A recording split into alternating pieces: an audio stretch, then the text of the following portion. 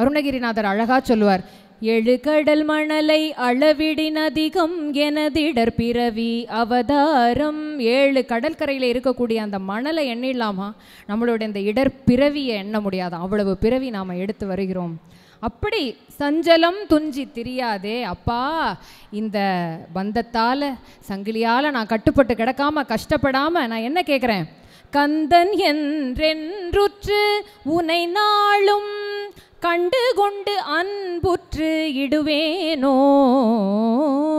கந்தன், கந்து அப்படின்னா அந்த யானை இருக்குது பார்த்தீங்களா, அந்த யானை விட்டு நடந்து போயிடாமல் ஓடி போயிடாமல் இருக்குது, அதை கட்டி வைப்பாங்க அந்த தறி மாதிரி. போல் ஆங்கிலத்தை சொல்லணும்னா போல்னு சொல்லலாம், ஒரு கம்பம், அதுதான் கந்து, அந்த யானையை கட்டி வைக்கிறது.